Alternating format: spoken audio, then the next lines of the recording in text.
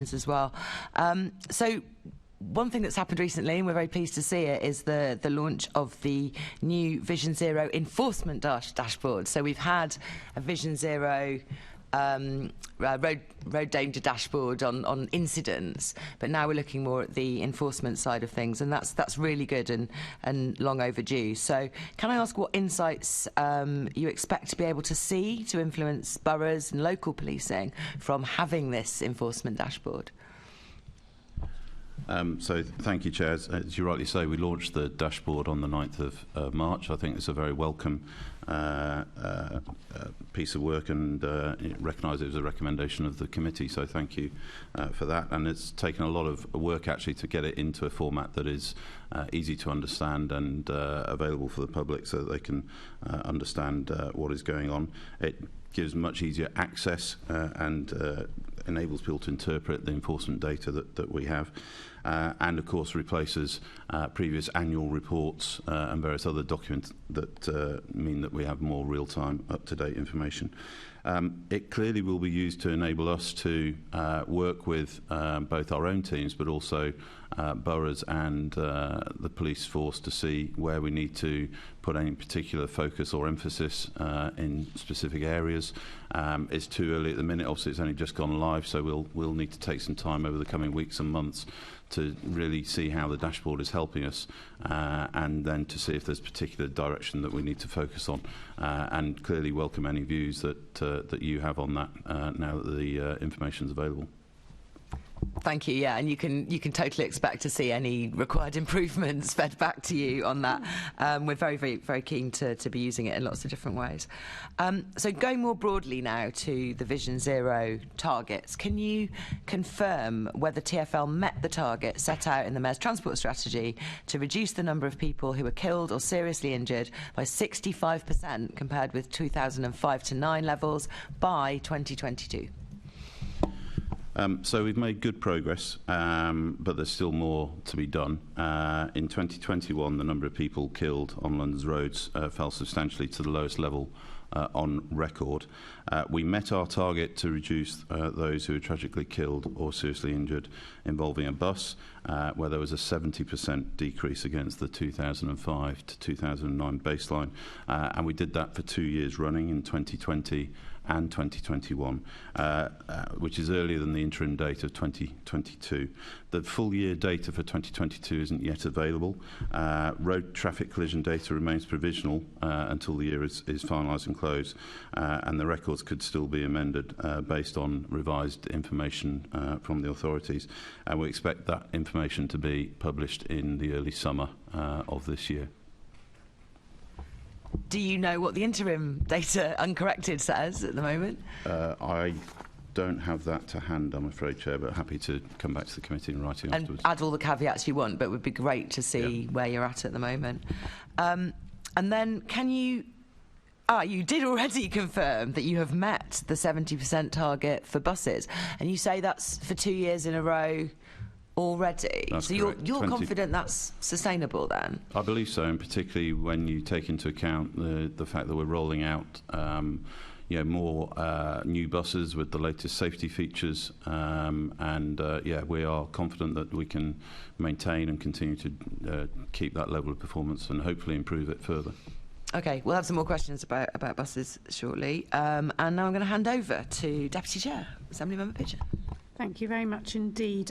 You talked about the new dashboard replacing annual reports. So does that mean we won't expect to see another Vision Zero progress report with updates?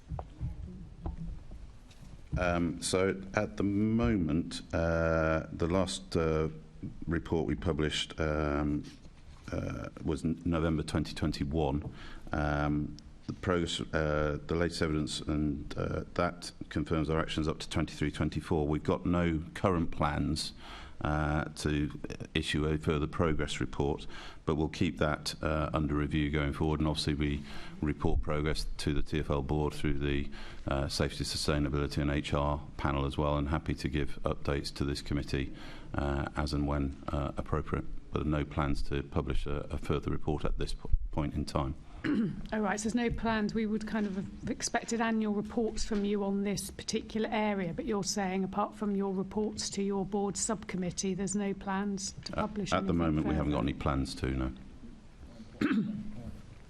Okay, well, we'll take that away and think about that. I mean, I'd have thought that's something we would expect, and we might want a regular update to this committee in any case. So happy to review that. I mean, obviously, the fact there's a live dashboard now will give greater real-time information and progress than perhaps an annual report used to do. So I think that's the rationale behind it. Okay, well let's reflect on that and come back. In the letter that this committee received in October 2022, the Mayor stated that TfL is engaging with government to support this full adoption of EU general safety regulation, making safety technologies mandatory in all new vehicles in the UK. Have you got any update on that?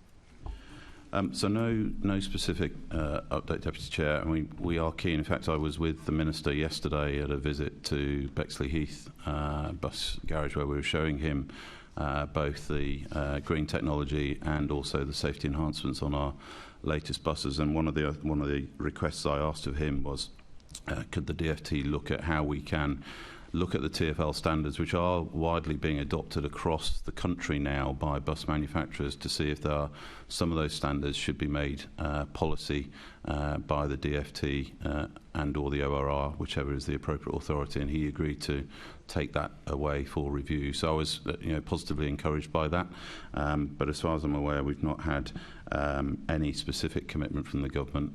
We'll continue to lobby with regard to the European standards and of course the TfL standards. Deputy Mayor? Yeah, thank you. So obviously we do continue to make that case to government. I believe they are actively considering it. Obviously timetables uncertain at this point, but we would like it obviously in new vehicles in the UK from 2024. That would be our ask. So we wait to see whether or not government looks favourably on that, but we do continue to press them on it. And just whilst I've got the floor, in terms of Vision Zero, one of the big issues is around motorcycles. I pressed the Mayor before about bringing in a motorcycle charter for delivery drivers, and he had welcomed this and said, watch this space. That was back in the autumn.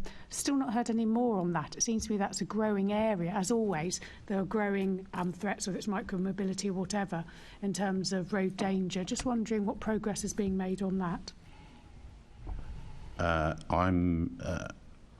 I'm not aware of any specific progress, Deputy Chair. I'm happy to take that away. I know we have met with the